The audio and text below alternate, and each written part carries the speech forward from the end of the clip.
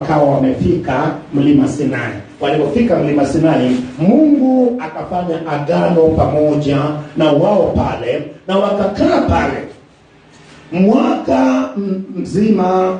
Alafu sio mwaka mzima, mwaka huo ulipokuwa unakwisha tayari wakawa wameshatengeneza ile hema ya makutano. So mwaka wa pili ulipoanza, ukaanza sasa wakiwa pale mlima Sinai, lakini ndio kitabu cha mambo ya Walawi wakawa wanafundishwa sheria. Umeona sasa, baada ya ile mwaka wa pili sasa wanaanza safari ya kuelekea Kanaani. Walisafiri mwendo wa siku 11 wakafika kwenye mpaka wa nini?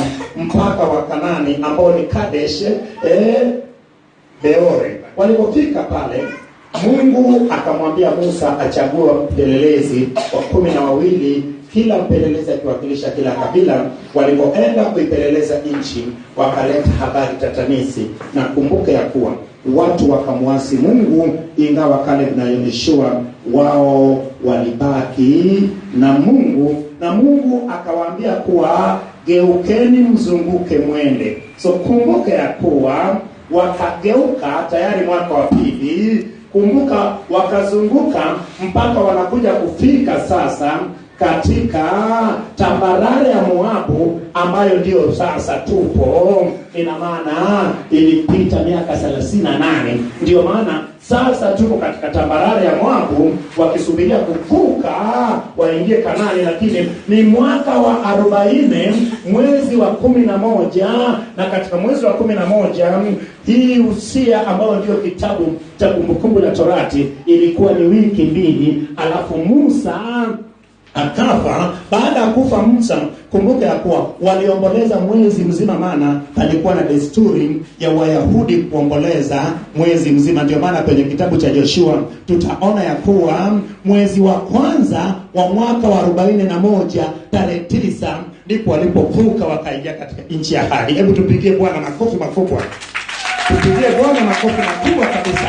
Umeona sasa, hiyo ni kitu ambacho inatakiwa ikae kabisa ndani yako. Hiyo ndio Biblia tunayotaka tupeleke kule nje. Wacha nikwambie, siku moja mimi nitaanza kuelezea kuanzia uumbaji kuja mpaka Ibrahimu, kuja mpaka taifa la Israeli kutengenezwa Misri, kuja mpaka Kanaani, mpaka Daudi, mpaka Yesu, mpaka Ufunuo, alafu nitaishia kwenye Ufunuo. Ina maana Biblia yote. Umeona sasa? Naweza nikakwambia ya kuwa Yakobo alishuka Misri katika mwaka 1800 na ngapi? 876.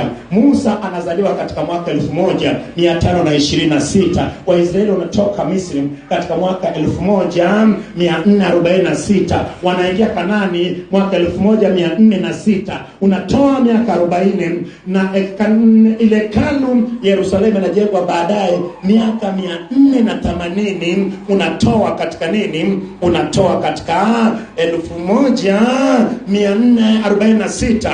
Unakuja kupata kama mwaka 960 na kitu ndipo inajengwa wakati wa Suleimani. Lakini unaona sasa, wacha nikwambie kitu kimoja. Kuna kitu ambacho akili yangu inaniambia ya kuwa ili uelewe Biblia lazima tuchukue ile akili ya Ukristo uliyetoka mashariki, tuunganishe na mila na desturi ya Kiyahudi, tuunganishe, alafu tumsikilize Roho Mtakatifu, alafu tujue Biblia. Tupigie Bwana makofi makubwa.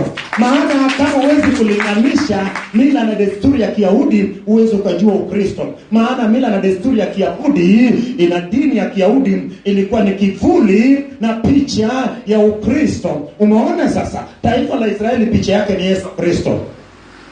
Maana taifa moja likamkataa Mungu, Mungu akatoa mbegu pale, ambayo Agano Jipya inaongea juu ya Yesu Kristo. Agano la Kale inaongea juu ya taifa la Israeli. So, akikudanganya mtu, ndio maana mimi habari za Israeli mimi nasoma kweli kweli.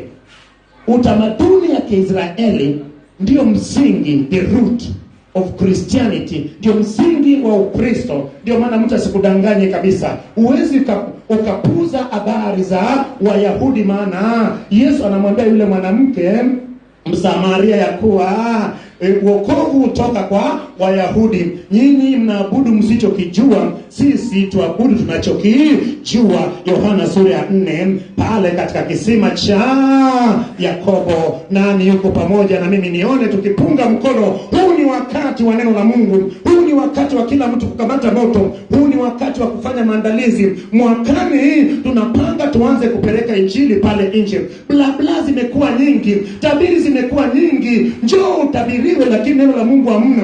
Umetabiriwa leo ndio umepata fedha, mabaya na kupata. Watu wanaogopa wachawi wako makanisani kwa sababu hauna mtu anayejua ya kuwa yeye ni nani. Umeona hapakuwa na uchawi juu ya Yakobo wala uganga juu ya Israeli. Ndio maana Balaam akajaribu kuwalaani wa Israeli, lakini kumbuka ya kuwa haikutimia. Lakini wewe ndio umechukua nafasi ya Israeli. Wewe ni Mwisraeli wa kiroho sasa, maana sasa ni ulimwengu wa kiroho. Hapana uchawi katika ulimwengu wa kiroho, maana uchawi ni katika ulimwengu wa kiroho. Hapana uchawi juu ya Yakobo wala uganga juu ya Israeli. Wewe ndio Israeli katika ulimwengu wa kiroho. Umeona uchawi ni katika ulimwengu wa kiroho, na wewe ni Mwisraeli katika ulimwengu wa kiroho. Mbona unamuogopa mchawi? Mbona mimi mchawi asiniguse? Hebu pigia Bwana makofi makubwa, maana leo umetambua ukweli. Nasema hivi, Biblia inasema wazi. Kuna andiko ambao watu wanatumia lakini wewe huijui. Umewahi kusikia kusema hivi, watu wa Mungu wanaangamizwa kwa kukosa maarifa. Andiko lilipo katika kitabu cha Hosea. Mungu alikuwa anaambia Hosea hivi, nabii anapomkataa Mungu naye anamkataa, na Mungu anakataa sasa kumpa hekima na maarifa. Sasa wale anayewaongoza ama anayewachunga sasa watakosa maarifa, maana atawafundisha mataputap. So watu wa Mungu wale anayewaongoza wanakosa maarifa kwa sababu ya huyu ambaye amemwacha Bwana. Bwana anasema kwa ndio maana nami nimekukataa kabisa. Umeona sasa? So mimi nisipokaa vizuri na Mungu, wewe unayepata kupitia kwangu, maana Mungu anakutumia kama chombo uweze kupata iliyo sahihi. Ndio maana wacha nikwambie, sema semalo ya kuwa watu wamiliki sijui nini. Watu wa Mungu, acha nikwambie, nielewe vizuri. Tunatembea katika nyaya za Yesu sisi wanaagizo kuu. Yesu alisemaje? Alisema kuwa tafuteni kwanza ufalme wa Mungu na mengine yote mtazidishiwa. Umeona sasa? Ni kweli utafute fedha, lakini Mungu awe mbele, Mungu awe wa kwanza, lakini fedha utazidishiwa. Lakini sasa ukianza kutafuta fedha, utaendelea hata kuwa watoto wako, utatoa mpaka washirika ili upate nini? Ili upate fedha. Lakini unapotafuta uso wa Bwana kwa kuhubiri ukweli, sadaka hubiri ukweli. Mtu analeta sadaka, muulize umepata wapi? Sio mtu ameua mtu amepata hela anakuletea. Sio mwanamke amehongwa amechukua mume wa mtu alafu anakuletea hela, unachekelea bahasa ya kaki. Nasema hivi, usipowakanya, maana kuna wakati mwingine unanyosha mkono wako kwenye nini? Kwenye kapu la sadaka, kumbe laana ya Mungu ndiye inayekupiga. Maana ngoja nikwambie, ile ni ushirika kati yako na Mungu. Ndio maana nakwambia hivi, kama hela yako hujapata katika sehemu nzuri, kama familia yako hujahudumia vizuri, unakuja kumtolea Mungu. Mungu amesema sio asiyependa wa kwake ni mbaya kuliko asio mimi. Wewe ungetoe pesa kwenye kanisa hapa, wewe ana ada ya shule, wewe mwenyewe kapu litakulani. Baadaye tunasema kidogo, wewe umeniloga. Hapana, wewe umejiloga mwenyewe. Baadaye ukienda kwenye maombi una hasira kabisa. Watu Mungu, acha nikwambie, watu wengi wanapoomba kuna ulimwengu mbili. Kuna ulimwengu wa kiroho ya nuruni na ulimwengu wa kiroho ya gizani. Unapoomba, kama una Roho Mtakatifu wa kweli, utajawa na upendo, utaishia kuomba tu, utaishia na kufanya maombezi, kuomba kwa ajili ya wengine. Lakini kama una roho wewe huna neno la Mungu la kweli, unapoanza kuomba unapagawa na Roho Mtakatifu. Maana ukiona tunataka kuomba tu alafu kasikwa na hasira, Baba katika jina la Yesu Kristo, unamwata na neno, maana unataka kutangaza kuwa mchungaji George afe ama mtu mwingine. Mapenzi ya Mungu Baba kwa sasa hivi ni kuona wote wakifikia toba ya kweli. Mbona wewe unaomba unakwenda kinyume na mapenzi ya Mungu Baba? Mbona unamwazia mtu mabaya? Mbona hayo ndio mimi nafundisha miaka yote. Nilipoanza kufundisha watu walinikataa kwenye mji huu. Watu walisema kuwa mimi ni mchawi, lakini bila shaka uelewi neno, maana neno mchawi, kuna mchawi wa chenga, hata daktari yule ni mchawi. Inawezekana mimi ni mchawi katika eneo gani, lakini nasema hivi, Yesu mwenyewe ni mchawi wa nani? Wachawi, pigia Bwana makofi makubwa. Tafuta maana ya neno mchawi. Nasema hivyo watu wa Mungu, huu ni wakati wa upendo, huu ni wakati wa kupeleka injili ya kweli. Huu ni wakati, wacha nikwambie, naomba kila siku napata matokeo mazuri, lakini ninapotaka kuomba naongozwa na ile sala Baba yetu wa mbinguni ambayo ina mambo 6 muhimu. Mambo hayo 6, moja lazima iwepo kwako. Lakini cha kwanza ni Baba wa mbinguni, jina lake lifanye nini? Jina lake lazima niitukuze katika maombi yangu. Ya pili ni ufalme wake uje. Ufalme wake unakuja katika neno. Yesu akasema ya kuwa tuwatubu, maana ufalme wa Mungu umekaribia. Akasema ufalme wa Mungu hautakuja kiasi kwamba utaiona ni ile pale, bali ufalme ni katika neno. Neno la Mungu linapokaa ndani yako, ufalme wa Mungu unakaa ndani yako. Ufalme wa Mungu ulitoka katikati ya wana wa Israeli, ilitoka katikati ya watu. Mungu akaileta kwa mtu binafsi. Inapokaa ndani yako, inakuongoza jinsi ya kufanya mazoezi ya kwenda kuishi katika ile ufalme wa Mungu utakayeshuka katika ule mji mtakatifu. Na mimi nasema hivyo watu wa Mungu, mambo hayo, mapenzi ya tatu ni mapenzi ya Mungu yatimie. Mapenzi ya Mungu, unapoomba hayo yote yawepo katika maombi yako. Maana kusamehe ipo pale pale, kuomba mahitaji yako na Bwana kukuokoa na adui muovu, yote hayo. So ile sala Baba yetu wa mbinguni, kila mtu anayeomba, juzi nimefundisha hapa ya kuwa kama hujampokea Yesu Kristo na kuwa mwanafunzi, hata ukiomba sala Baba yetu wa mbinguni, wewe sio mwana wa Mungu. Maana Yesu waliyesema fundisho nani? Ni wanafunzi wale ambao walishaamini. Nani mwingine mwenye swali? Anybody else? Joshua.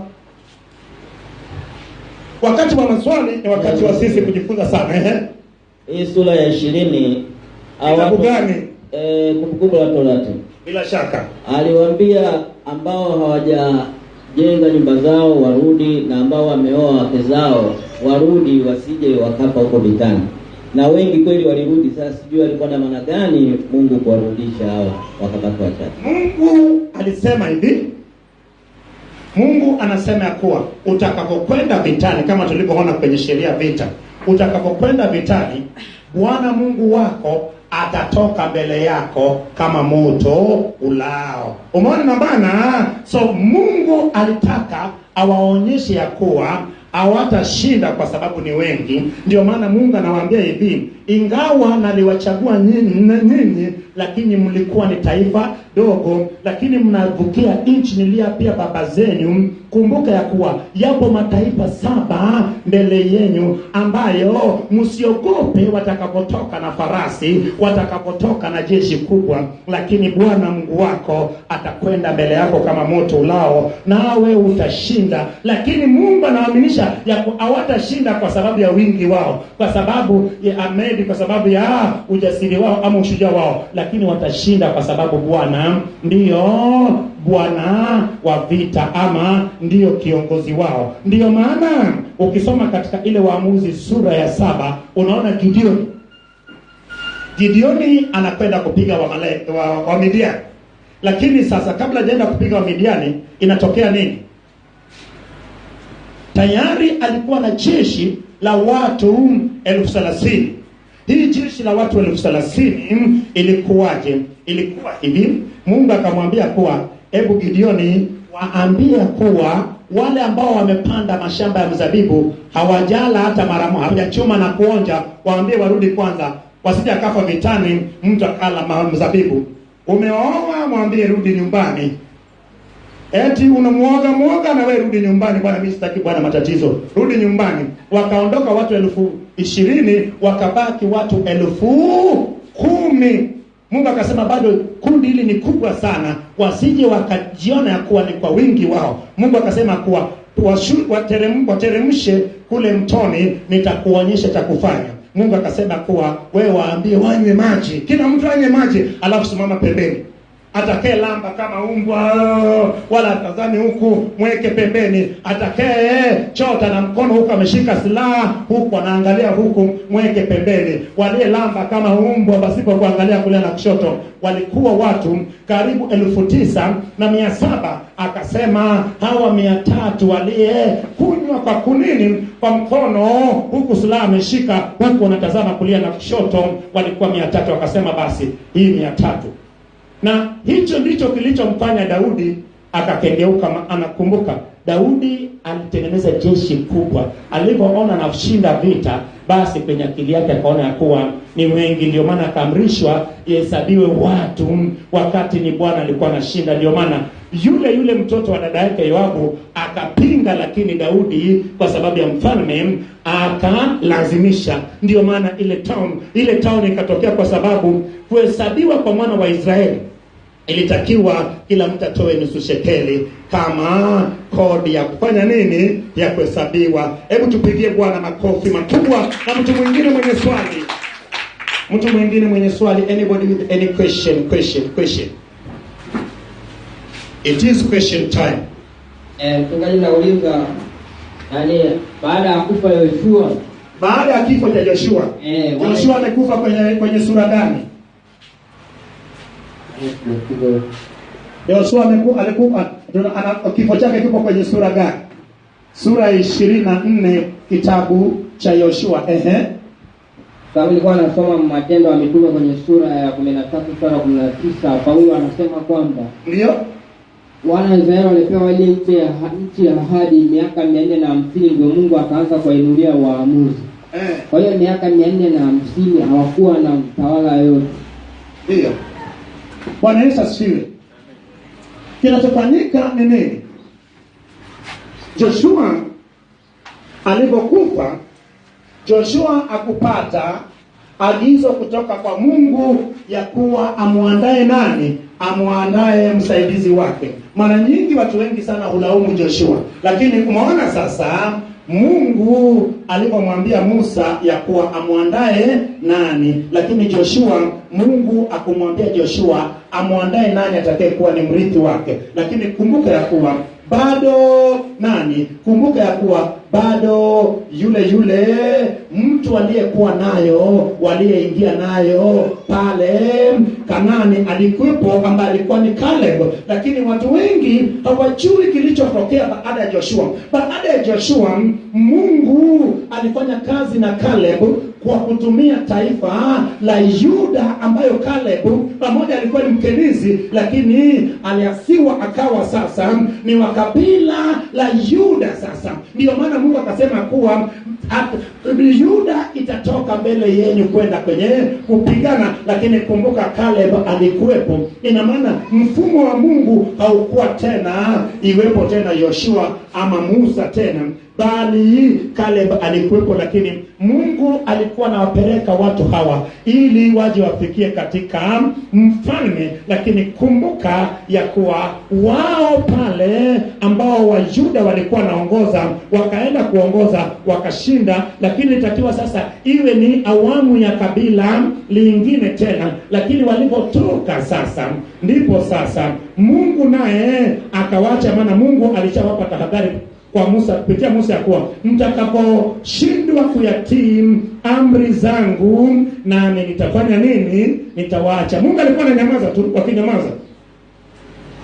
Alafu wakija wakipigwa vizuri, wakililia Bwana, wakimlilia Bwana, Bwana anaendea. Alafu Bwana anainua mtu ya kuwa Bwana, wewe muamuzi Bwana, waamue Bwana. Wanapokuwa waaminifu kwa kumwabudu Bwana, Bwana naye anakuwa pamoja nao. Lakini wanapoacha amri zile, Bwana anawaacha. Ndivyo walivyo hata sasa hivi wa Kristo. Unaposhindwa kuishi maisha matakatifu, eti wewe mpaka ukose hela, eti wewe mpaka vyuma vikaze ndio uende kanisani, eti wewe mpaka mambo hayo magumu ndio hata unakwenda kanisani kila siku, lakini wakati unakula chips na donut, kanisa nalisikia kwenye bomba tu. Ndio maana nasema hivi, Mungu naye utafumba macho yake ili malaria ile ikumalaria vizuri kweli kweli. Mchungaji naumwa, na mimi nitakwambia njoo kanisani, maana hakuna habari za simu nini. Wewe ni Israeli wa ulimwengu wa kiroho. Ukimwacha Bwana kiroho, na yeye ananyamaza nini, maana Mungu anaruhusu hata mtu kuhukumiwa. Mtoto akifanya mabaya hatumchapi. Je, hayo naye apitia, unajuaje kama ni fimbo ya Mungu? Umejua fulana na nilaoga. Wacha kunyoshia watu kidole wewe. Kaa vizuri na Mungu. Kama fulana na kulaoga, mpepa aliyepo ndani yake na roho ya Bwana aliyepo ndani yako, yupi mwenye nguvu? Mchungaji, unajua hii Bwana wananiloga kweli. Hili ni jambo ambayo tumeingiziwa. Umeona mpaka makanisani watu wanakiri kana kwamba shetani ana nguvu. Shetani hana nguvu, maana shetani ni kiumbe kama wewe. Usimlinganishe shetani na Mungu. Mungu ni muumbaji, shetani ni kiumbe. Na wakumdhibiti shetani ni nani? Ni wewe. Ndio maana uliumbwa uchukue nafasi ile ya kuabudu na kusifu Mungu. Wewe ni kuhani. Shetani Lucifer alikuwa ni kuhani kule mbinguni, katika hekalu la mbinguni. Ndio maana yeye ndio aliyeongoza ile ibada ya kumsifu na kumwabudu Mungu. Umeona sasa ni sisi ndio tunayeongoza. Ndio maana imeandikwa kwenye Zaburi 150 ya kuwa kila mwenye pumzi na afanye nini? Sasa wewe ndio umechukua nafasi yake. Unatishiwa na mtu ambaye kiumbe kama wewe. Kwanza ni marehemu, maana Yesu alishamshinda. Asikudanganye mtu. Kuna maombi ukiomba lazima uwe makini kabisa.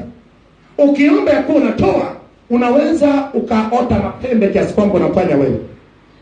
Ukisoma kwenye ile Marko 16:15 ukiendelea, Yesu pale alipokuwa anaagiza wanafunzi wake, mwisho unaona kabisa kuwa naye akatoka akatenda pamoja na wao. Pamoja na walikuwa wanatenda, lakini Yesu alikuwa ndani, alikuwa anatenda. Ndio maana sio mimi naishi bali Kristo. Kama ni Kristo, nikiomba ni Bwana ndiye anayeomba. Paulo anasema kwenye Warumi 8:26 kuwa nanyi kadhalika mjui kuomba, naye Roho Mtakatifu waombea kwa kuugua, maana yeye huchunguza hadi mioyo. Umeona sasa? Ukijasema kwa hujui kuomba Roho Mtakatifu, mimi nimecheka kweli, mimi nimevunja kweli. Ukisema mimi, wewe zile sifa na utukufu za Bwana unajaribu kuzishiriki, ambayo acha mara moja.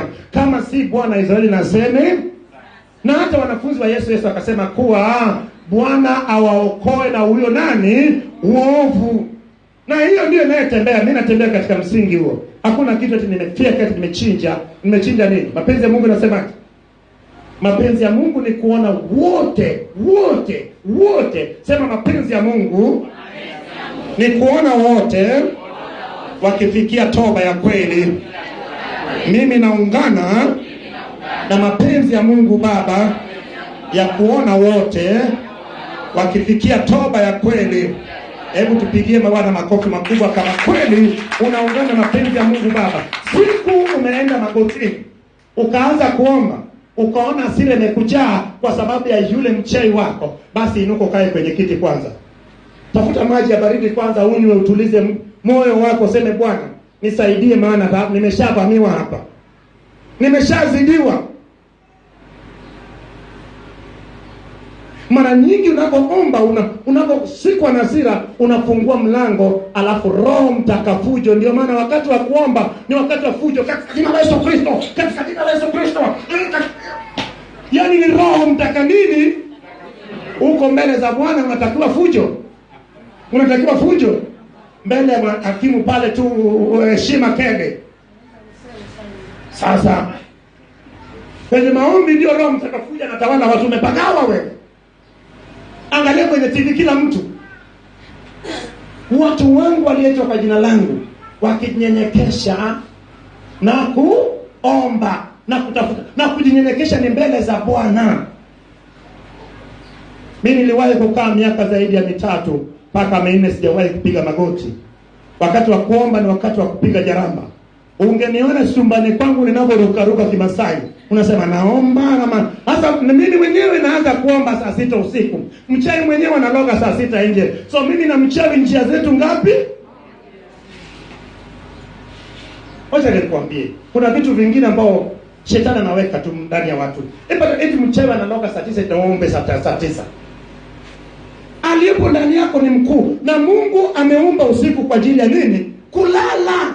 Lala.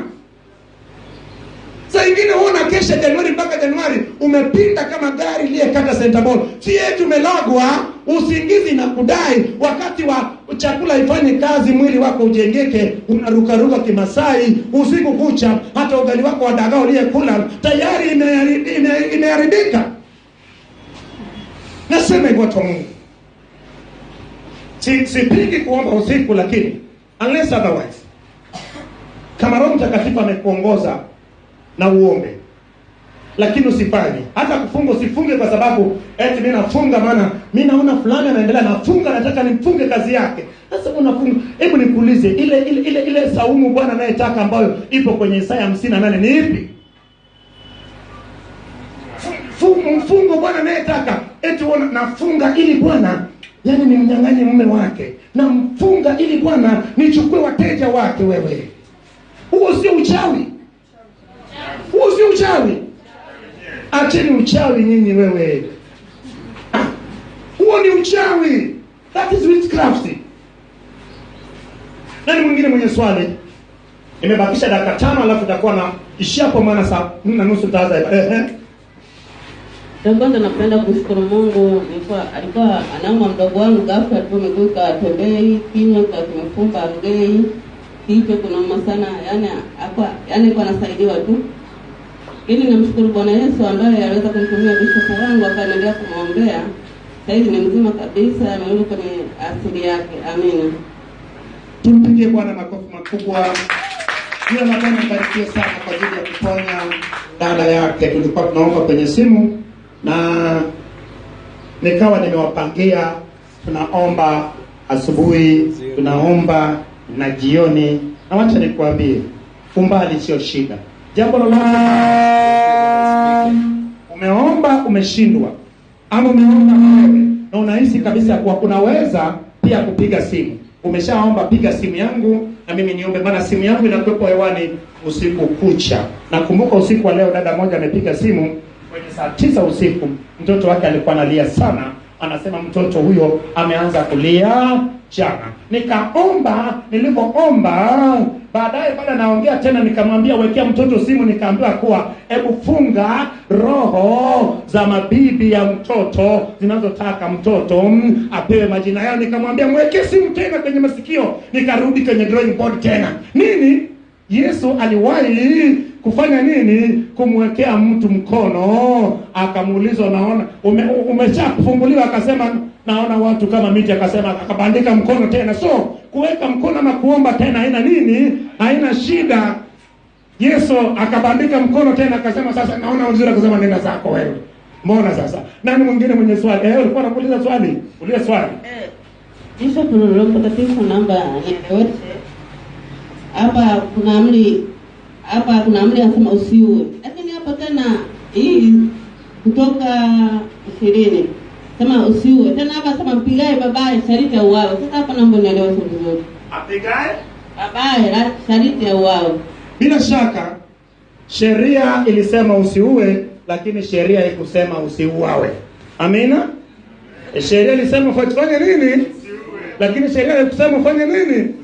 Usiuawe. So lazima uwe makini, maana usipokaa makini utafanya nini? Utauawa. So kinachofanyika, kama ulikwenda kinyume na baba yako, sio baba tu, hata mtoto kama alikuwa ni mkaidi, mtoto mwenye kichwa ngumu, aelewi somo, anafanya mabaya, alitakiwa wazazi na ndugu mshikeni mpaka pale mbele ya makwani, alafu ikidhibitika anatolewa inji ya marago. Dawa yake ilikuwa ni kupigwa kwa mawe mpaka kufa. So Mama Dorcas, amri ama sheria kusema kuwa usiuawe, sheria ilisema usifanye nini? Usiue. Lakini wewe kuuawa iliruhusiwa kwa sababu gani? Hiyo ilikuwa ni adabu kwa sababu ya mabaya uliyefanya nini? Uliyetenda. Tupigie tena Bwana makofi makubwa. Nani mwingine mwenye swali? Nimeona mkono hapa, nakuja na huko. Bwana Yesu asifiwe. Amina. Jana tulikuwa na tafakari, nikaona jinsi Mungu alianza kuumba Adamu na Hawa wote mpaka inakuja taifa la Israeli mpaka anapeleka utumwani. Sasa nikasema Mungu aliumba ni kwamba mambo aliyapanga, kwa sababu upande wa pili kulikuwa na kila kitu amekaribisha, na maana mambo aliyajua, lakini aliachilia tu kwa sababu zake maalum sijapata kusikia. Mungu alipanga. Watu wa Mungu, acha nikwambie, watu wengi sana hawajui lengo mama ya kuumbwa mwanadamu. Mungu alifanya uumbaji mbinguni na akaumba malaika kule mbinguni, ambayo malaika ni nani? Malaika ni watumishi wa Mungu. Malaika ni watendakazi wa Mungu, na wakati huo palikuwepo na moja kati ya malaika, lakini ngazi ya kerubi, aliyekuwa anaitwa Lucifer. Yeye alikuwa ni kuhani aliyekuwa anaongoza nini? Sifa. Kama unavyojua mbinguni, kazi iliyopo mbele za Bwana ni kusifu na kumwabudu Bwana. Lakini alipoona zile amri, alipoona zile sifa zinamwendea Mungu, naye akatamani zimwendee yeye. Lakini kumbuka ya kuwa Lucifer, unaweza kusema kwa nini Mungu alimuumba Lucifer wakati alimjua kabisa ni mbaya? Watu wa Mungu, mbaya, yani mtu ambao ni mbaya anakuwa mbaya tangu asili. Mtoto kama ni mbaya, hata akiwa tumboni utamsikia jinsi anapopiga sarakasi kwenye tumbo la mama yake. Napiga, unasema huyu mtoto namna gani? Na miezi miwili tumboni, lakini anapiga ngumi kwenye tumbo lako tu. Unasema mtoto huyu kanaanza kuwa korofi ndani ya tumbo. Ndio maana ugomvi kati ya Esau na Yakobo ilianzia kwenye tumbo la nani? La Rebeka. Mpaka Rebeka akasema kwa Mungu, bora nife. Maana kama ni hivi, wewe pata picha, watu wale walianza kuzipiga ndani ya tumbo la Rebeka. Zilikuwa zinapigwa mpaka Rebeka akatamani afe. Ndiye anaambiwa kwa mataifa mangapi anapigana? Yanafanya nini? Wapi? Nje tumboni. So hata Lucifer wakati wa kuumbwa tayari alishakuwa na ubaya. Ndio maana Esau anakataliwa tangu hajazaliwa. Bwana Yesu asifiwe. So kinachofanyika, Mungu akaumba. Pamoja na hivyo, ni sawa sawa na Yesu naye katika kuchagua wanafunzi wake akasema, mimi sikuwachagua nyinyi, lakini je, mmoja kati yenu si shetani? Pamoja na aliwachagua 12, lakini mmoja kati yao alikuwa nani? Ina maana shetani maana yake nini? Alikuwa ni mpinzani, alikuwa ni mzuiaji, alikuwa ni yule atakayeleta nini? Kuzuia ama kuleta mabaya. Lakini kumbuka, hata anachaguliwa ilijulikana tu. So haijalishi wewe ni mbaya, Mungu anakuchagua akijua ya kuwa yeye ndiye atakayefanya, lakini anakupa nafasi ili mbele ya safari upate kufanya nini? Kubadilika, ili uumbike tena upya. Bwana Yesu asifiwe. Sasa pale mbinguni ndipo dhambi ilipotokea. Dhambi haikutokea hapa duniani. Dhambi ilitokea kule mbinguni, pale ambapo yule Lucifer alivyoinajisi ile hekalu la mbinguni. Na hii ndio maana ilibidi Yesu siku alipofufuka, siku ya Jumapili asubuhi, alipomuona Maria Magdalena akamwambia kuwa usiniguse, maana sijaenda kwa Baba yangu naye ni Baba yenu, kwa Mungu wangu naye ni Mungu wenu. So baada ya hapo akatoweka. Alipotoweka, Yesu alikuwa limbuko, alienda kama limbuko mbinguni, lakini pia alienda kuitakaza hekalu la mbinguni kwa damu yake ya thamani. Ndipo akarudi nini? Akarudi jioni na kujumuika na wanafunzi wake. Sasa baada ya Lucifer kutenda dhambi kule mbinguni, ambayo hiyo dhambi pia ndio iliyeshushwa chini hapa, maana alitamani kuwa kama Mungu, lakini hapa pia shetani kupitia nyoka akamwambia Hawa ya kuwa mkila mtafanya nini? Mtakuwa kama Mungu.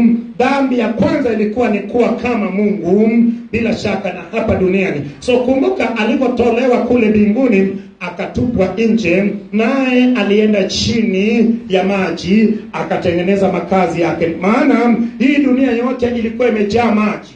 Alikuwa pamejaa maji, hapana sehemu palipokauka. Ndio maana unaona ukisoma sura ya kwanza kitabu cha Mwanzo, nasema kuwa hapo mwanzo Mungu aliziumba mbingu na nchi, naye nchi ilikuwa ni ukiwa na utupu, na giza ikatulia kwenye kilindi cha uso wa maji. Roho ya Bwana akatulia juu ya maji. Kisha Bwana akasema, na iwe nuru, ikawa nuru, na ikawa vyema. Kisha Bwana akatenganisha nuru na giza, akafanya nuru kuwa mchana na giza kuwa usiku. So kwa nini kinyume cha giza kiumbwe? Kwa nini giza haikuumbwa? Kwa sababu ile giza inayoongelewa pale, ukitaka kuijua, nilisema kuwa agano la kale ni agano jipya imefunikwa, agano jipya ni agano la kale imefunuliwa. So unaposema ile giza, ukienda kwenye agano jipya utapata kuwa giza inawakilisha utawala wa nani? Wa Shetani. So ina maana ile giza haikuumbwa kwa sababu tayari ndio yule Lucifer aliyetupwa, na maana katika chini ya maji watu wanasema kwa kuna kuzimu. So ile giza pale ndio utawala uliyetupwa kutoka mbinguni. Na baadaye sasa katika uumbaji wa siku ya pili, Mungu anasemaje? Mungu anasema kuwa paonekane anga katikati ya maji, yatenganishe maji yaliyopo juu na chini, na maji yaliyopo juu akayapeleka juu. Na hii nafasi hapa akaliita hiyo anga, akaliita mbingu. Ina maana ikawa sasa kule katika mawingu yale ni maji, lakini kumbuka ikabaki maji imefunika uso wa dunia yote. Ndipo siku ya tatu Mungu anasema kuwa maji yaliyopo juu ya nchi na yakusanyike pamoja ili paonekane pakavu. Pakavu ndio haya mabara unayeona saba. Pakavu ndipo Bwana anaita nchi. Nani amenielewa? So kinachofanyika ni nini? Kumbuka ya kuwa mbinguni tayari yule kwani aliyeongoza sifa alishawasi akatupwa nje. Lakini kumbuka huku chini alitakiwa wa kufanana na nani? Wa kufanana na Mungu, ili apate kufanya nini? Apate kumdhibiti huku chini.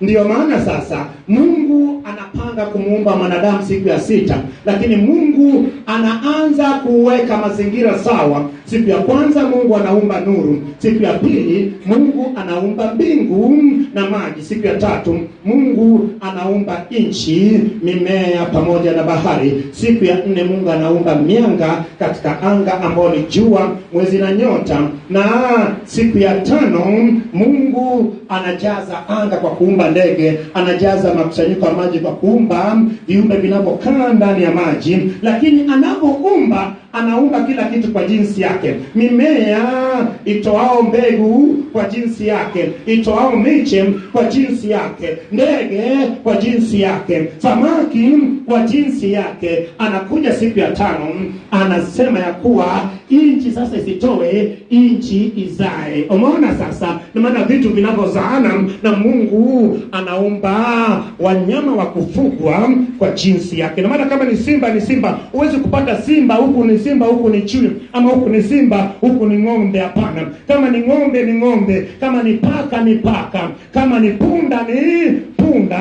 Alafu akaumba wanyama wa kufugwa pia kwa jinsi yake, na kila kiendacho ama kitambacho juu ya nchi chenye uhai. Na ikawa Mungu amemaliza uumbaji, basi mwishoni kabisa Mungu sasa anafanya ile kusudi ya uumbaji ambayo ni kumuumba mwanadamu. Anasema sasa tumfanye mwanadamu kwa mfano wetu na kwa sura yetu, ili afanye nini?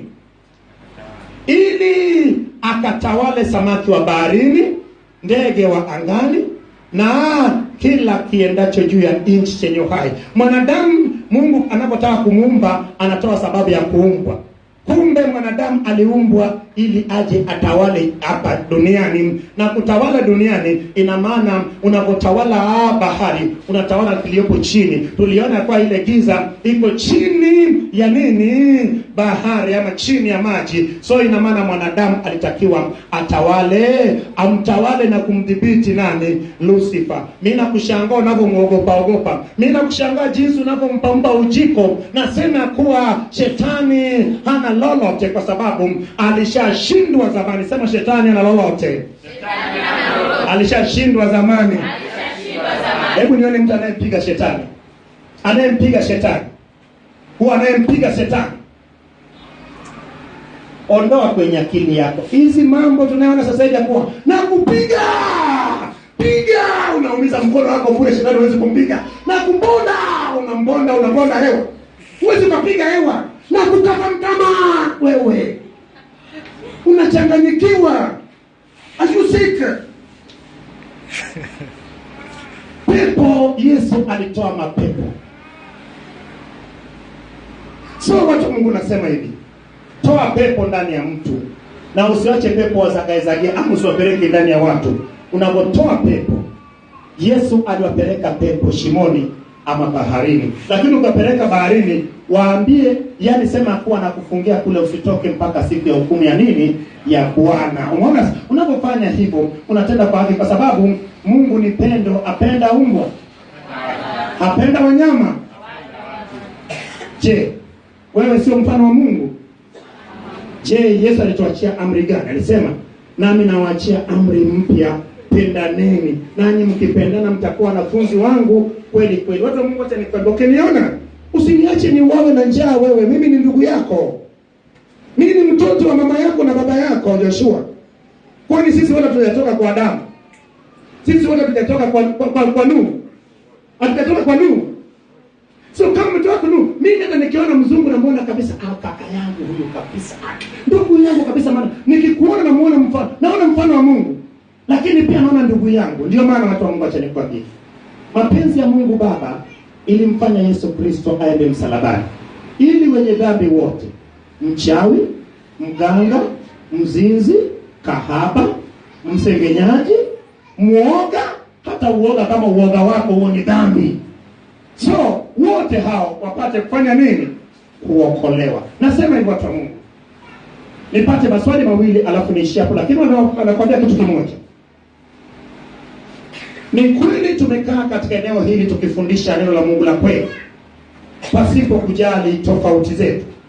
Saa imefika sasa sisi kwanza kwenda kule nje. Na mimi nakwambia hivi, kila mtu aliyedanganya watu kwa kufundisha mapokeo yake, saa imefika ama arudi kwenye drawing board, ajifunze na kufundisha watu kweli. Watu wa Mungu, acha nikwambie, huu ni wakati wa kuaminisha watu kwenye ujio wa Yesu mara ya pili. Mtu asikuaminishe kwenye kumiliki. Yesu alisema kuwa tafuteni kwanza ufalme wa Mungu na mengine. Wanafunzi wake lile jambo liliwatatanisha, wakamuuliza, Bwana, tumeacha yote tumekufuata wewe. Mimi nimeacha mke, wewe mimi nimeacha watoto, mimi nimeacha kila kitu. Mimi niliacha ndoa. Paulo Petro anasema, niliacha ndoa yangu nikakufuata wewe. Je, niambie kwanza, wewe unasema unataka kufa, tutapata nini? Yesu anamwambia kuwa kila aliyeacha kitu atapata mara 100 hapa duniani, lakini katika nchi ama dunia ijayo atarithi uzima wa milele. Lakini akasema, naudhia, eti katika hivyo vyote naudhia juu yake. So usiogope kuudhiwa. Ni heri wanayefanywaje, wanayeudhiwa na kufanywa nini na kuonea kwa ajili ya nini? Kwa ajili yake Bwana. Maana nini? Maana ushagana vipi? Mbona nini haitoki kwenye kile chako za kanda? Alifanywa manabii tangu zamani. Hebu nikusikie Mama Dorcas. Kweli wenye kuuziwa kwa ajili yake, maana ufalme wa mbinguni ni wao. Ni kweli wenye kuuziwa kwa ajili ya nini? Ni haki, maana ufalme wa Mungu ni wa kwao. Lakini nikisema hili alafu hapa sio jamnyamu, wewe choke. Swali huko. Wewe ndio ulikuwa na swali alafu maswali matatu alafu nitaishia hapo, lakini Jumapili jifunze kuja mapema. Tumeanza karibu saa 3:40. Swali langu hapa linahusu huo ama tuseme mavazi, kwa sababu mavazi hapa wamesema kwamba hapa ule na mbili sema kwamba mwanamke asivae mavazi ya mwanaume na mwanaume asivae mavazi ya mwanamke. Sasa mtendaji hili limekaje? Sababu Mungu alipokuwa mwanamume, sababu alimwambia mwanamke, sasa akasema si wawili tena, basi hao watu watakuwa mwili mmoja. Sasa inakuwaje kwa mfano mtu mkeo asivae nguo yako? Kwa mfano shati. Bwana Yesu asifiwe. Wawili hawa ni mwili mmoja, lakini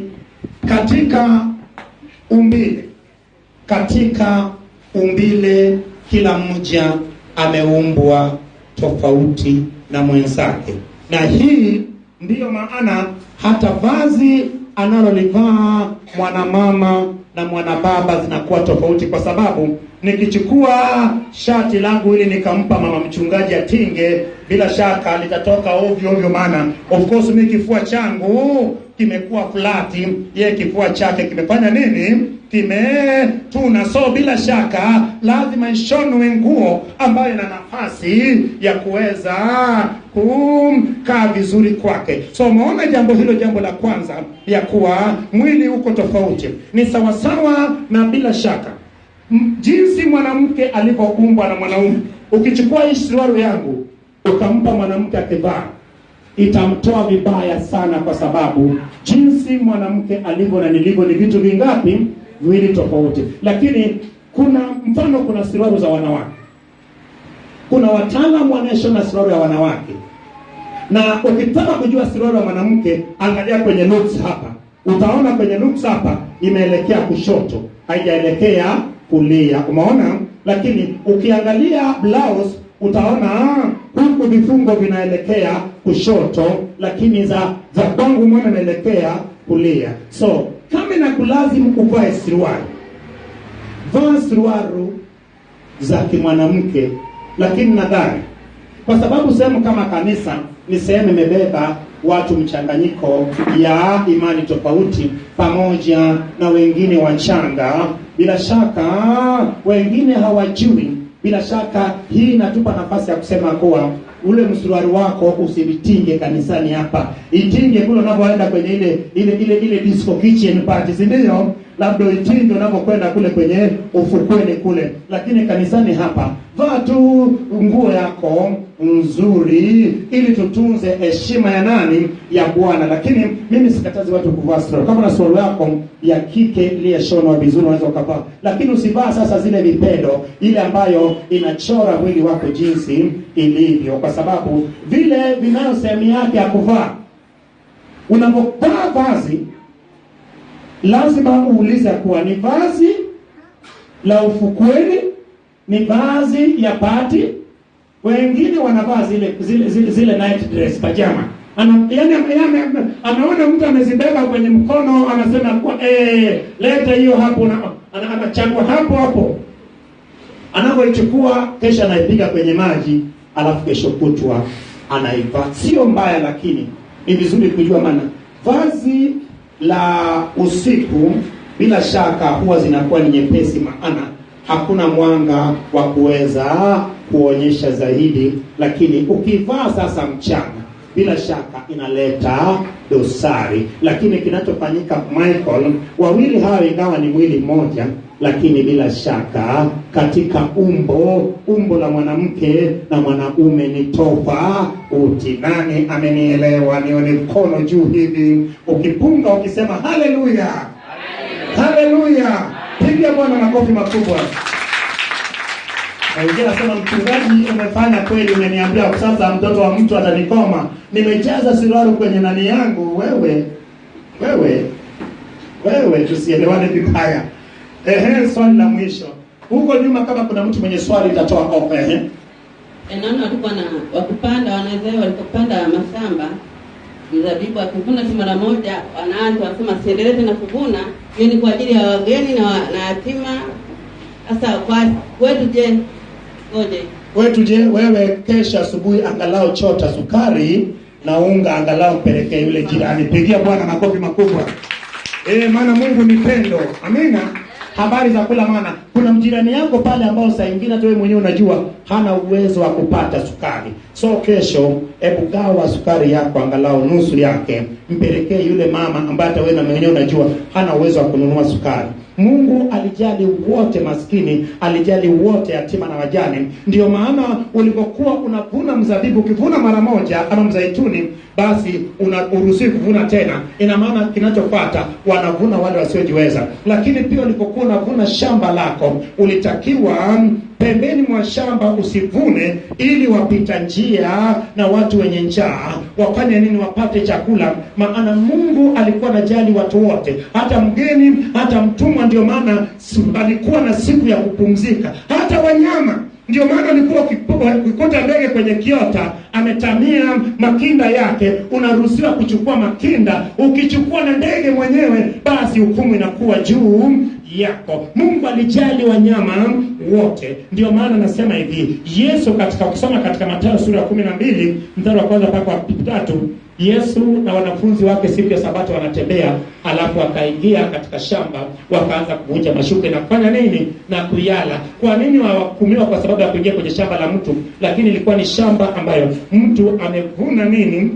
Amevuna, lakini pembeni ameacha. Lakini pia kama mtu hajavuna na una njaa, uliruhusiwa uingie kwenye shamba la zabibu, kaa chini, nyosha mguu wako, yachume na kuyala pale pale mpaka ushibe. Lakini sasa usile alafu kishiba unachukua kapu unajaza kwenye kapo, hapo sheria ingekuhukumu. Ulitakiwa unakula pale pale, hata kama ni kuhusu nafaka unaweza ukayapura kwa mkono ukala pale pale, ukishiba unaondoka zako. Lakini hii ilikuwa ni jinsi ambayo Mungu alionyesha upendo kwenye Agano la Kale, ambayo hata kwenye Agano Jipya Yesu akasemaje? Akasema, nilivyokuwa na njaa hamkunifanya nini? Hamkunilisha. Nilivyokuwa gerezani hamkunitembelea. Nilivyokuwa naumwa wala hamkunisaidia. Wakasema, ni wapi hapo Bwana? Akasema, mlivyoshindwa kuwasaidia wale wasiojiweza, mlinitendea mimi. Kama mngewasaidia, mngenisaidia mimi. So watu wa Mungu, nasema hivi, uwe na upendo. Unayo kitu. Kuna mtu mwingine unakaa kanisani, huku maji ya Kilimanjaro makubwa, huku soda ile inaitwa bonge, soda bonge, huku bonge na minya, huku maji ya Kilimanjaro. Mwenzako mdomo wako umekauka pembeni mwako, unamtazama kama picha tu. Hata kumtania kwa Bwana, leta kwa kikombe na angalau nikugawie. Watu wa Mungu, nakwambia hivi, Ukristo shetani ameuweka sasa hivi, kila mtu anavutia upande wake. Ndio maana utakuta nyinyi mmeokoka, mko kwenye mtaa mmoja, badala muombeane ili wateja wawe wengi, kila mtu afanikiwe, unaomba nafunga wateja fulani waje kwangu, nafunga wateja fulani waje kwangu. Sasa ukishafunga wewe, sasa unafanya uchawi, wewe hapo uombi tena. Nasema hivyo, watu wa Mungu, hebu tuwe na upendo. Mungu alionyesha upendo kwenye Agano la Kale na kanisa la Bwana. Ndio maana Yesu alisema kuwa wapendane. Na kanisa lilipotengenezwa mara ya kwanza siku ya Pentecostal, watu wale walikuwa na mali shirikishi. Unaona? Mwana wa faraja anauza shamba lake, analeta fedha miguuni pa mitume, alafu kila mtu anapewa chake mapema. Umeona? Anania na Safira nao wakataka hizo sifa. Usione mtu anafanya kitu na ukataka kuwa kama yeye. Muulize Mungu. Mwana wa faraja Barnaba, yeye alipouza alileta yote, lakini Anania na Safira akasema, na sisi tutaleta. Walipouza wakasema, Bwana, tupeleke yote kwa mchungaji George. Jinsi unavyofanyaga, tupeleke yote hii. Nimepata milioni 500. Hii milioni 50 yote nipeleke kanisani. Unachukua milioni 1 na weka kwenye bahasha yako, unacheka okay. Mchungaji anacheka, lakini wewe mwenyewe mwizi mbaya. Mimi nasema ya kuwa hata kama uko tayari usitoe. Kama una moyo upendo usitoe, maana utalaaniwa. Pata picha ya kuwa Mungu amekupa milioni 500, unatoa badala ya kutoa milioni 50 kama fungu la 10, unatoa milioni 3 ama 5. Bila shaka mchungaji meno itaonekana mpaka Krismasi, lakini kwanza angeuliza Mungu kama ulichotenda ni sahihi. Vinginevyo usitoe. Hata kama una 100,000 unatakiwa utoe fungu la 10,000. Lakini moyo wako haikuruhusu, hautakiwi kufanya nini? Usitoe. Bwana Yesu asifiwe. Waliopo nyuma waje huku mbele. So mimi nafundisha ukweli. Nani mwingine mwenye swali? Swali huko, mpe Yesu asifiwe. Amen. Nataka kuuliza kwamba Yohana Mbatizaji alimbatiza Yesu kwa maji mengi. Je, Yesu aliwabatiza wanafunzi wake kwa maji mengi? Bwana Yesu asifiwe. Ukisoma Biblia inasema kuwa Yesu na wanafunzi wake ng'ambo ya pili walikuwa wakibatiza watu katika ile mto Yordani. Lakini ukishuka chini kidogo inasemaje? Inasema kuwa Yesu akubatiza watu, bali wanafunzi wake walifanya nini? Walibatiza watu. Kumbuka Yesu akubatiza watu kwa ubatizo wa maji, kwa sababu hiyo ilikuwa ni kazi ya wanadamu, ilikuwa ni kazi ya wana mbatizaji. Ndio maana akasema kuwa mimi nawabatiza kwa maji, lakini yupo yule atakayewabatiza kwa Roho Mtakatifu ama moto, ambayo pepeto yake i mikononi mwake. Kazi ya kubatiza kwa maji haikuwa ya Kristo, bali ubatizo wa Roho Mtakatifu. Roho Mtakatifu amejibu hilo swali, ingawa yawezekana kuna sehemu ambayo mtu asielewe, lakini ninachokuambia ninaposimama hapa kujibu maswali, huwa sijibu mimi, bali Roho Mtakatifu huwa ndio anayejibu. Bwana Yesu asifiwe. Nani mwenye swali la mwisho? Mimi nataka niwaambie watu kwamba kumbe kuna nguvu katika kushukuru Mungu katika jambo. Maana Ijumaa ndio yaani mshukuru Mungu hata kwa kila ambacho amekufanyia. Mimi namshukuru Mungu kwa wale walikuwa kinyume nami, wapigia simu na wakaongea na mimi vizuri, wakanishughulikia kweli. Ndio. Hivyo shukuru pia nilikuwa nikaanza kuumwa. Ukaanza kuumwa? Nikaanza kuumwa, siku nilikuwa nikazidiwa. Nikaja pasta akaniombea, lakini jana usiku nikazidiwa kweli. Nasikia miguu kama inasagwa. Bwana Yesu asifiwe. Bwana Yesu asifiwe. Nani alikuwepo katikati ya wiki nilipokuwa namnyoshia kidole Mama Wina, kwa Mama Wina Mungu anasema hujasamehe? Hebu nione hapo. Lakini shida, watu wengi kati yenu hapa huwa mnanichukulia kipoa. Mimi usinichukulie kwa poa. Ukinichukulia kwa poa unajiharibia, kwa sababu Mungu amenileta hapa niongoze hatima yako. Mimi ni mwongozaji wa hatima yako, ifike kwenye hatima yako. Maana kama ni makanisa, umetembea kwenye makanisa mengi, wewe mafundisho hayo umesikia mchungaji gani anafundisha ama kuomba jinsi ninavyoomba? Hii hakuna duniani kote. Wewe search kwenye web page, nenda kwenye TV zote, jinsi ninavyoomba, hata bonke aombi hivyo. Hii ni kitu ambacho ni kipya ambayo Mungu ameleta kwa ajili ya kubadilisha dunia, njia ya kushinda shetani. Umeona sasa? Mara nyingi sana watu wengi kati yetu wanasema ya kuwa wamesamehe, lakini kimsingi hawajasamehe. Kwa sababu gani? Kwa sababu kama umesamehe lakini bado ukimwona mtu moyo wako unaweweseka. Ukimwona mtu bado kuna kitu kinapita kwenye moyo wako. Ukimwona mtu kitu kinapita kwenye fahamu wako, kitu kinakata tumbo lako. Kwa nini? Kwa sababu bado hujasamehe vizuri. Ukisamehe unatakiwa usahau. Na ukisamehe unatakiwa wewe ndio utafute amani. Hatujaambiwa ya kuwa wabaya wetu watafute amani nasi. Tumeambiwa ya kuwa tafuteni kuwa na amani na watu wote. Nani atafute? Sio mbaya wako akutafute wewe, bali wewe utafute. Ndio maana kama uliwasamehe, hujachukua hatua za kuendea, bila shaka jambo la kwanza wewe utahukumiwa. Mara nyingi sana nikikwambia pigia ndugu zako simu aliyekuwa wapokee simu zako. Ukipiga lazima wapokee. Kwa sababu ninaposema, Mungu akisema tayari anakwenda kutenda jambo. Ndio maana niliwahi kufukuza watu hapa kanisani wakaenda kutembelea ndugu zao. Niliwahi kulazimisha baba mmoja akapiga simu kwa baba yake ambao walikuwa wawasiliani miaka karibu 5. Nikamlazimisha mbele ya kanisa hapa akapiga simu. Na ikawa jambo la ajabu. Nimechukua hatua la kuenda hata sehemu ambayo huwezi kwenda. Usinione hivi watu wa Mungu.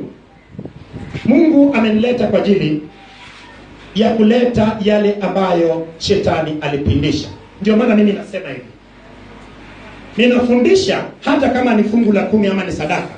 Nafundisha inavyotakiwa. Kesho nikimaliza safari yangu, mimi nitakwenda mbinguni zangu, nitakwenda kutoa hesabu yangu.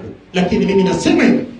Sasa Martha, unaona sasa umesamehe sasa. Sio eti unahumu umepigwa sasa. Sasa vilivyokuwepo ndani, vilivyokuwa vinakutatiza, vilivyokuwa vinakufunga usipate kusamehe sasa, ndio sasa vinadhirika na kutoka. Sio eti unahumu eti umepigwa, ni kutibuliwa. Maji yametibuka sasa, yamechafuka sasa, yanatakiwa kutoka sasa. Ruhusu yatoke sasa. Hiyo sumu iliyokaa ndani yako yatoke kwa jina la Yesu.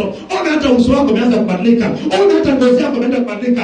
Ona hata macho yako leo yanaonekana kama binti mdogo. Ulikuwa unaonekana kama mama mzee. zenu. Sijui Sagana alikuwa anakuonaje, lakini ona sasa matokeo ya kusamehe. Sema kuanzia leo ninawasamehe wote walionitendea mabaya.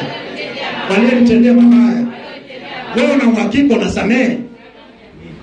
Mara nyingi tumefundishwa ya kuwa unapokwenda mbele za Bwana, Baba, katika jina la Yesu Kristo Nazareti aliye hai, Baba, ninawasamehe walionitendea mabaya wote. Ninawasamehe Baba, nimewasamehe wote. Wanasema tusamehe mara 770, lakini Baba nakushukuru, maana sasa Baba ninafuatilia sasa mabaya yote katikati ya wiki. Wote waliokwenda kinyume nami sasa Baba ninawafuatilia, ninafunga shingo zao Baba, nazivunja hatua zao, nafunga Baba maendeleo yao Baba. Sasa umeshapagawa hapo, umepagawa hapo sasa.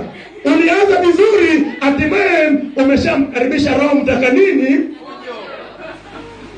Umeshatoka kwenye mapenzi ya nani? Ya Mungu. Mapenzi ya Mungu Baba ni tuwasamehe. Mungu acha nikwambie, Mungu anatupenda. Ndio maana Mungu anatuangazia jua wema na wabaya, anatunyweshea mvua wabaya na wema. Ndio maana hata yule chizi hapiki. Umewahi kuona njaa imemuua chizi?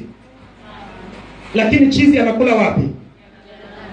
Mungu anafanya njia ili wewe upike ugali wa dona mkubwa, alafu baadaye muiguse, alafu muiache. Mkishaiacha, kinachofuata ni nini? Kesho inaenda kwenye jalala iende. Ikienda je, yule chizi hajapata? Mapenzi ya Mungu si ya Mungu. Ndio maana nasema hivi, Mungu ni pendo. Kuanzia leo wapende wote. Waliopo nyuma naomba wengine waje wakae huku, ili wanaekaa huko nyuma, wanaekuja wakae nyuma. Na viti vingine vijazwe kabisa huku. Kuna viti huku mbele, watu wakae huku, maana bado watu wanakuja. Maana Yesu asifiwe. Swali lingine, mpe yule dada. Mpe yule dada. Eli kichukua kwa sasa wote kule, mpe yule dada. Bwana Yesu asifiwe. Amen. Mimi mchungaji napenda kumshukuru Mungu. Hapa nafikiri katika wiki tatu kama 4 sasa, nafikiri kama mwezi.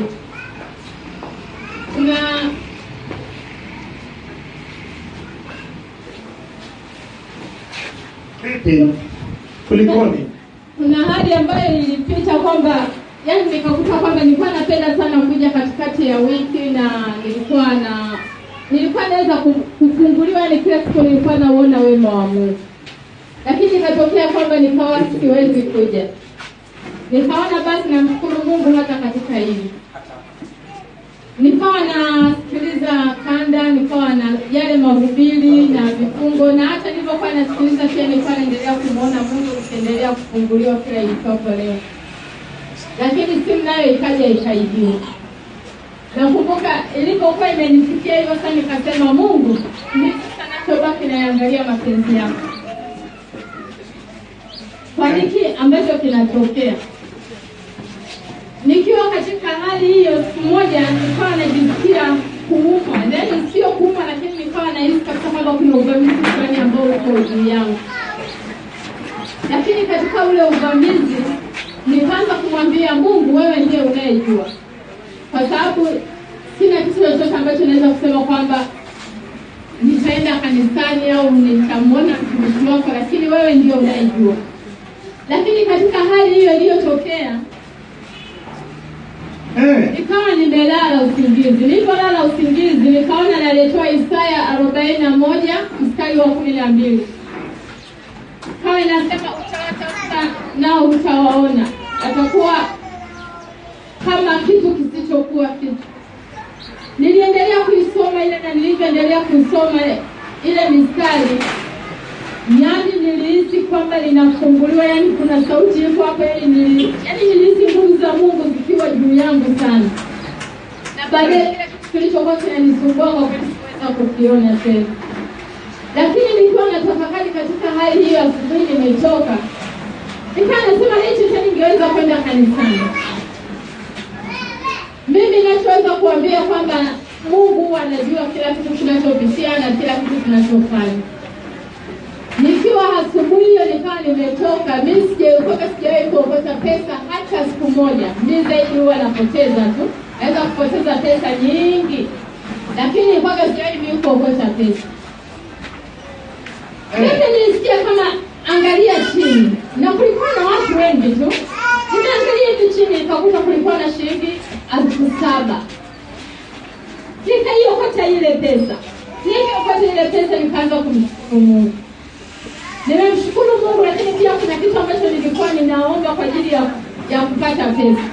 Kwa hiyo tatizo lilikuwa limetatulika. Lakini nikasema ninakushukuru wewe Mungu kwa sababu hata pamoja na kwamba nilitamani niende kanisani, nilitamani labda nikumbuke ile simu yangu na yale mahubiri na CD na kufunguliwa kote.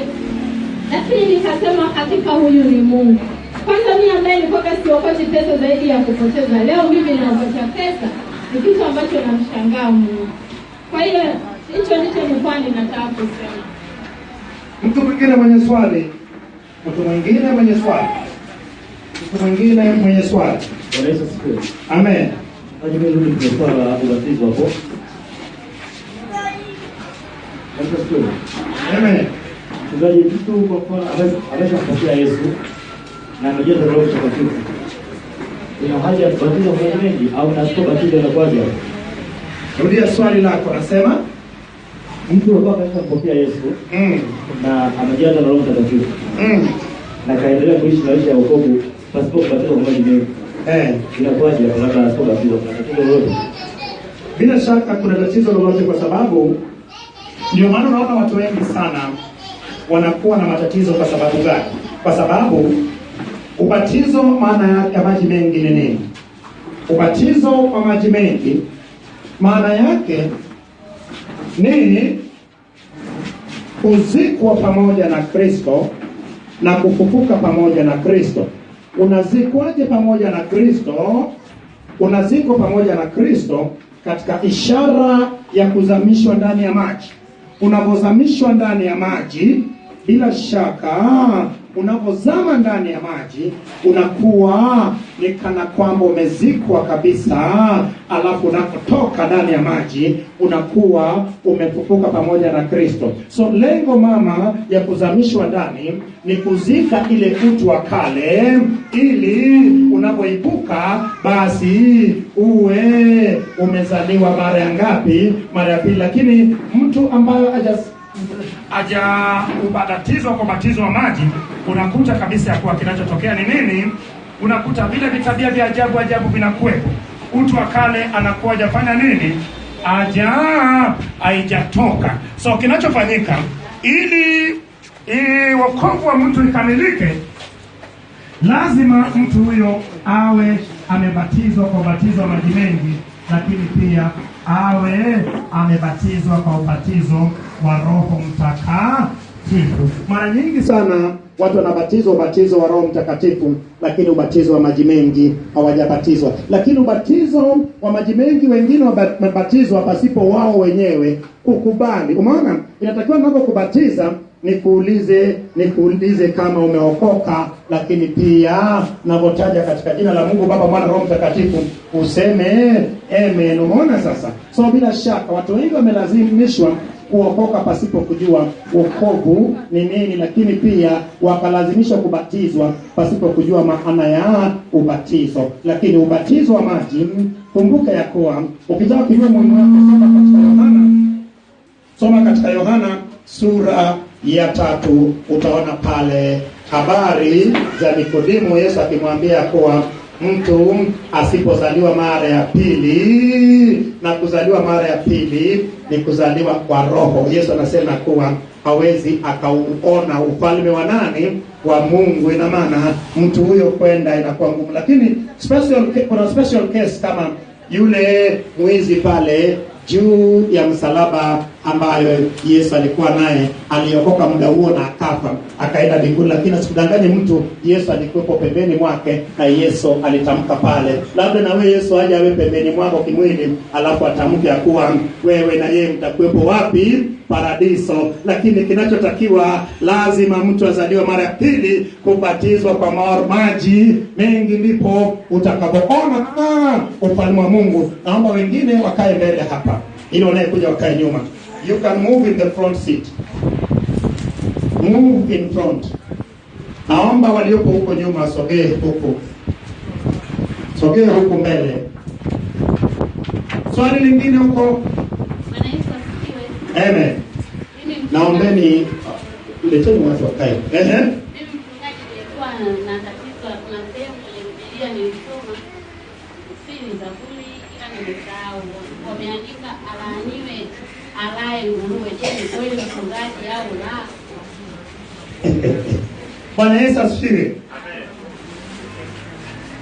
Tuliona kwenye kitabu cha Mambo ya Walawi sura ya 11 wanyama wasafi na wasio wasafi ambayo walitakiwa kula wana wa Israel. Wa mataifa mengine walikuwa wanakula hao wanyama, lakini Mungu aliwawekea wana wa Israeli wale katika wanyama wasafi. Lakini wanyama wasafi tunaipata neno hilo hata kabla ya sheria ama Torati. Mwanzo sura ya 9, Mwanzo sura ya 8 mwishoni, ama Mwanzo sura ya 6, Mungu anamwambia Nuhu ya kuwa aweke, sura ya 7 mwanzoni, aweke wanyama wasafi wawe 7 na wasiokuwa wasafi wawe 2.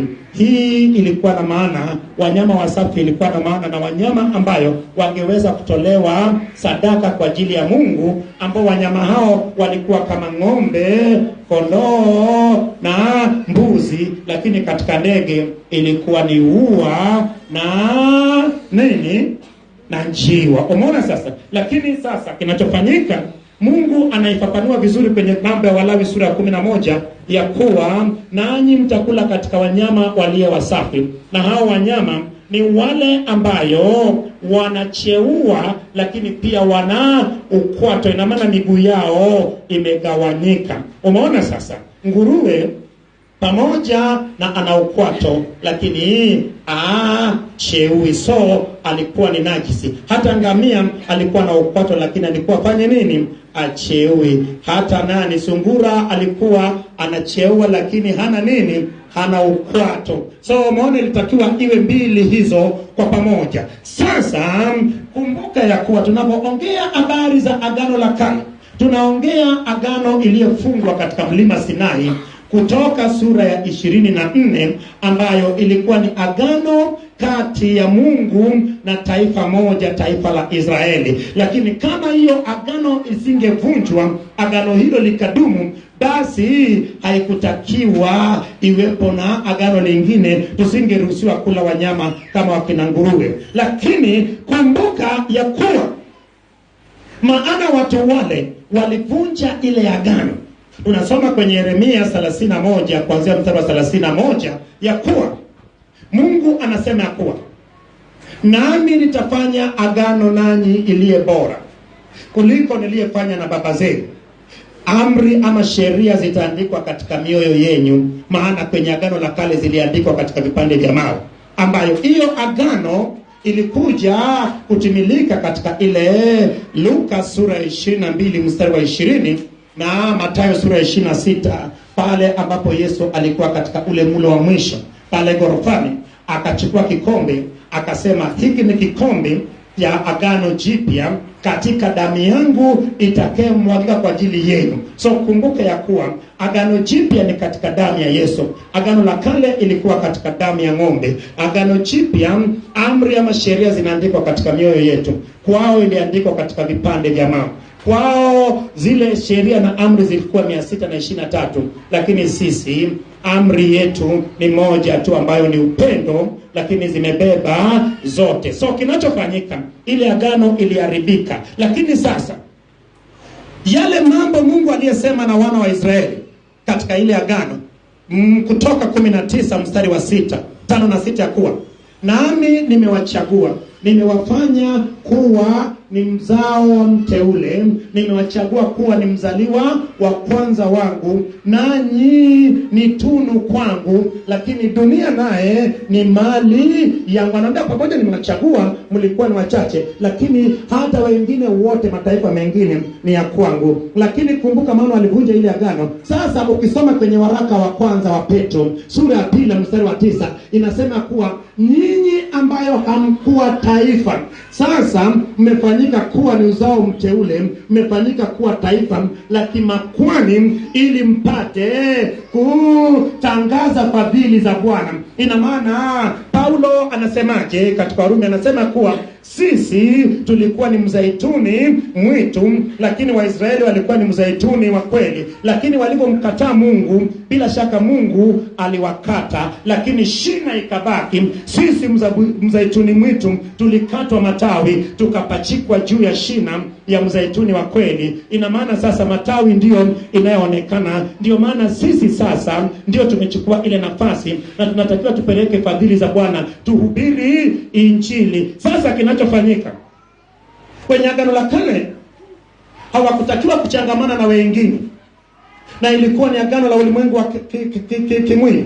Lakini katika agano la agano jipya, kumbuka ni agano la kiroho.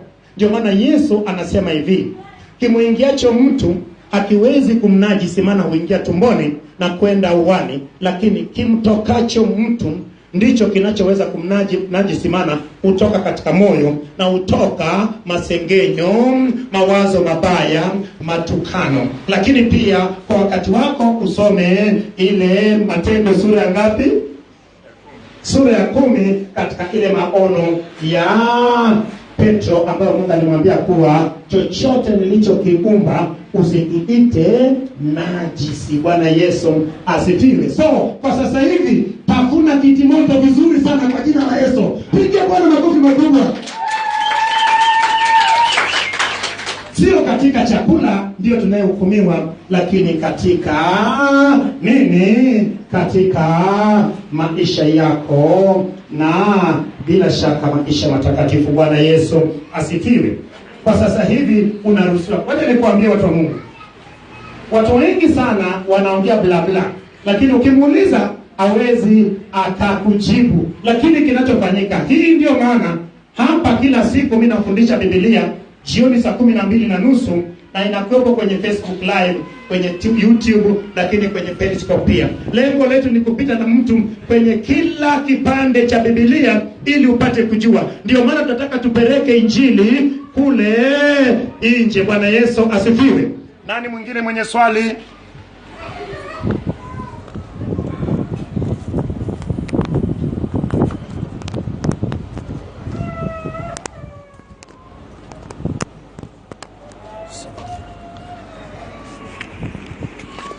Nani mwingine mwenye swali? Nani mwingine mwenye swali?